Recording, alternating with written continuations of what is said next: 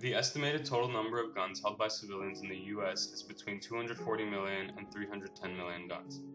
The issue of gun ownership and gun violence is extremely controversial in the U.S. today. This can be attributed to many factors such as school shootings, increased gun violence, and personal freedoms. The country is split on the issue, with the liberals attempting to impose stricter gun legislation and the conservatives attempting to stop them. You spend a lot of time around guns. What do you think of the easy access that people have to guns, or is it easy? And also about these particular kinds of guns, semi-automatic weapons, where you can often discharge 60, 100 bullets within a minute. I believe in the Second Amendment. It's part of our Constitution, and I am a gun owner. But I'm troubled by the ease of access you have to some of these assault weapons. You know, we used to have an assault weapon ban, but that's gone away now. And so I think we have to be very, very careful as to how accessible we make these kinds of firearms that can do horrible damage to a group of people in just seconds. And these magazines that hold hundreds of rounds, is there a legitimate reason to make these so accessible to the public? But gun ownership is part of our constitutional rights. And I think what we have to do now is take another look at that question and not stop gun ownership, but there may be some aspects of gun ownership requiring greater control. This leads us to the purpose of our documentary, to answer the question, how has our government tried to control guns throughout history and what lessons can we learn? Controversy over civilian firearms can be traced back to the beginnings of our country. Our forefathers believed in the right to bear arms based on the ideas of the Enlightenment thinkers, and during the Revolutionary War, Americans put this idea into practice. Minutemen held weapons in order to prepare for the war that was soon to break out between the U.S. and Britain. Once Britain found out about these caches of weapons the colonists had, they had attempted to confiscate their cannons and military stores. These attempts by the British Army to prevent the colonists from owning guns are one of the reasons the Second Amendment was added to the Constitution, which gives people the right to bear arms. Colonists felt they needed this right in order to combat the threat of another tyrannical ruler controlling them. Following the Revolutionary War came the first attempt by the government to control the possession of guns by civilians. The issue of interpreting the Second Amendment and deciding whether it was a personal right or a collective right was first brought up in the court case Bliss v. Commonwealth in 1822. This court case held the right that citizens are able to bear arms in personal defense. Another case that addressed this issue was State v. Buzzard in 1842, but this case ruled in favor of the collective right that the free white men of this state shall have a right to keep and bear arms for their common defense. These two cases are the beginnings of the modern gun control issue. There was also a great deal of controversy over gun ownership for the African American public during the antebellum and Reconstruction eras. The 1857 court case of Dred Scott v. Sanford was a factor in the cause of the Civil War. It decided that all blacks could carry and use guns throughout their daily lives. After the Civil War, many southern states attempted to limit the freedoms of the colored population by disarming former slaves. The case of the United States v. Cruikshank in 1876 ruled that the powers of states were not limited by the 14th Amendment, so the South found ways to restrict the gun use of African Americans. The 20th century is when the government began to take more action against civilian ownership of weapons. One of the most publicized events of gun violence during the 20th century was the St. Valentine's Day Massacre, a mafia killing that led to the National Firearms Act of 1934, which issued a tax on the sale and manufacture of guns and required registration for said firearms. News from around your world. 1929, Valentine's Day. Most people send flowers or chocolate on February 14th, but not Scarface. The most infamous gangster of them all, Al Scarface Capone, rose to power by sending a Valentine the world will not soon forget. North side of Chicago, neighbors hear noises from a garage down the street. Inside this grisly scene, 7 dead bodies riddled with bullets. The garage was the hangout of Capone's rival, George Bugs Moran. At around 10:30 a.m., Moran's henchmen were waiting for their boss when 2 uniformed policemen raided the joint. Bad luck, boys. The police were actually Capone's men in costume. Capone's phony cops lined Bugs' goons up against the wall, and then the rattle of Tommy guns rang out. But Capone's men missed the main target, Bugs Moran, because he showed up late for the meeting. Good day to sleep in, Bugs. Even though Moran lived, his gang was in shambles. The mob wars were over.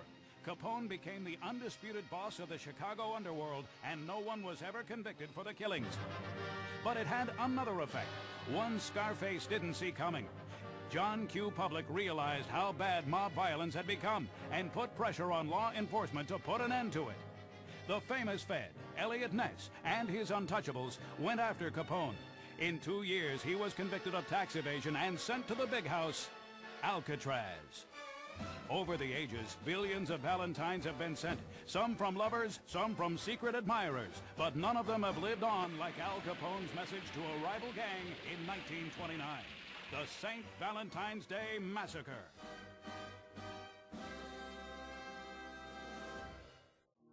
Another important act passed during the 20th century was the Gun Control Act of 1968, which regulated interstate firearms sales by prohibiting sales except among licensed transfers.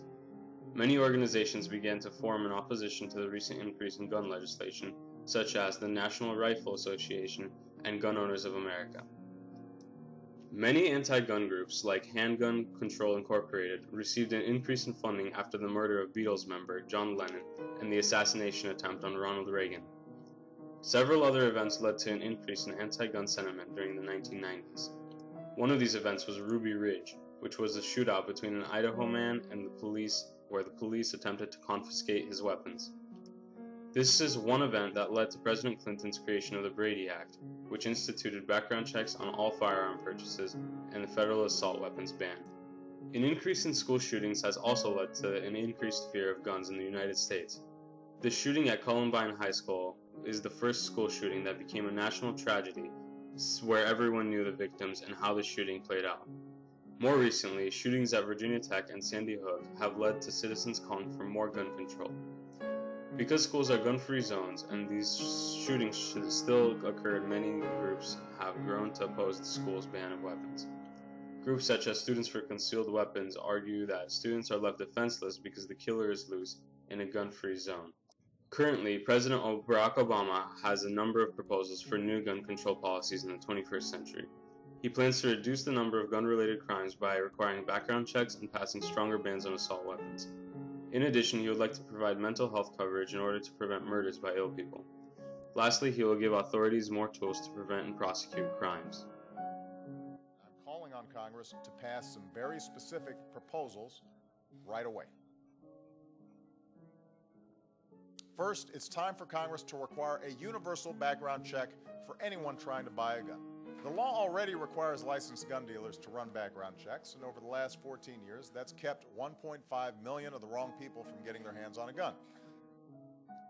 But it's hard to enforce that law when as many as 40% of all gun purchases are conducted without a background check.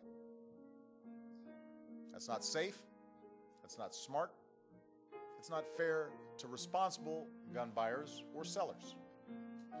If you want to buy a gun, whether it's from a licensed dealer or a private seller, you should at least have to show you are not a felon or somebody legally prohibited from buying one. This is common sense. And an overwhelming majority of Americans agree with us on the need for universal background checks, including more than 70% of the National Rifle Association's members, according to one survey. So there's no reason we can't do this. Second, Congress should restore a ban on military-style assault weapons and a 10-round limit for magazines.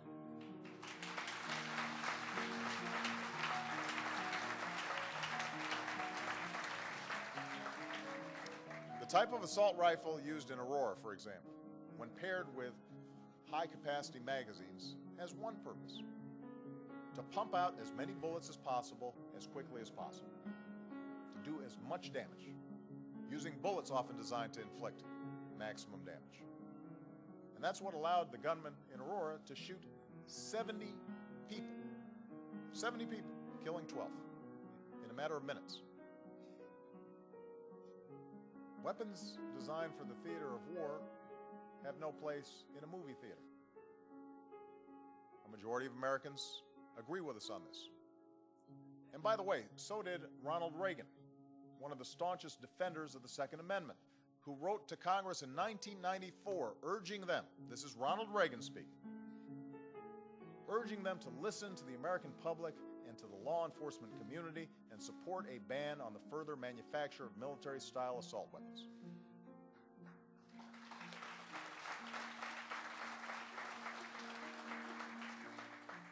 And finally, Congress needs to help rather than hinder law enforcement as it does its job. We should get tougher on people who buy guns with the express purpose of turning around and selling them to criminals. And we should severely punish anybody who helps them do this. As you can see, the basic fundamental concepts of gun control have slowly evolved over the history of the United States.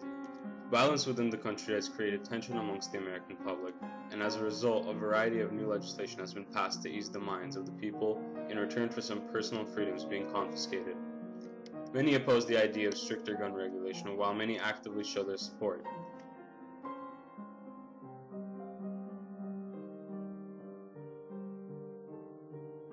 Do you own any firearms? No, unfortunately. How do you feel about gun regulation? I think it's okay to regulate some kind of guns, but I think for the most part, the Second Amendment should rule the land. Should citizens be able to own or use guns for personal use? Absolutely. How do you feel about Obama's recent regulation or attempts to regulate guns? I think the government is being completely reactionary to a shooting that took place at a school by a lone crazy psycho kid and trying to apply what happened there to a lot of law-abiding citizens. So should we focus more on mental health? Yes, absolutely. If you were in control, what actions would you take to combat gun violence, if any?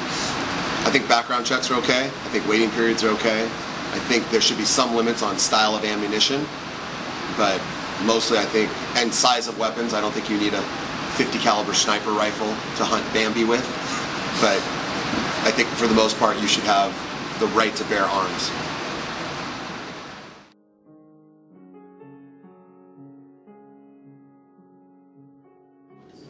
Do you own any firearms? No, I do not.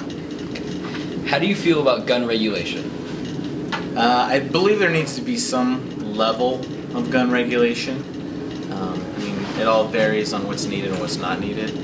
But, you know, my line is you can have whatever gun you need to, it's just you need to have some information on it. Should citizens be able to own or use guns for personal use? Yes. I mean, I don't believe the Second Amendment specifically says that everyone's entitled to whatever, you know, to have a gun. That's not what it specifically says. You know, you do have, quote unquote, the right to bear arms in a well-regulated militia. But with the interpretation that's taken place over Supreme Court history, yes, everyone's allowed to own their guns and can have it for personal use. I'm 100% behind them. How do you feel about Obama's actions to increase gun control? I think it's more talk than anything. We haven't seen any actions. I mean, you can only do limited things, and even the executive orders that he did don't really consist of gun regulation. And if you think about it, you know, in the 5 years that he'd been in office, it wasn't until the Newtown tragedy that he actually tried to do anything. There was no talk of gun regulation until after Newtown, so. If you were in control, what actions would you take to combat gun control, if any? My only thing that I've been behind when it comes to gun control and gun regulation is it should be, you know, a registered item. You know, we have to register our cars. Cars kill people too, you know, and everyone says it's not, you know, cars don't kill people, people do. Just like guns don't kill people, people do. So, I mean, they need to be, to me, registered and licensed. And I think people, you know, when you're 16, you have to go through so many tests and things in order to make sure that you can get behind the wheel of a car. And I think the same should go with gun ownership. There should be some sort of training and all that. So, and most people do. And I feel that most gun owners are, you know, the gun owners we should have. It's just that in order to make sure that everybody's on the same page and doing the same thing is that there should be some sort of proper steps to ensure that everybody knows what they're doing, has the right license, and has the correct information in order to own and operate their own gun. Okay, thank you. As a result, the heated debates surrounding gun control will continue to occur for many years to come.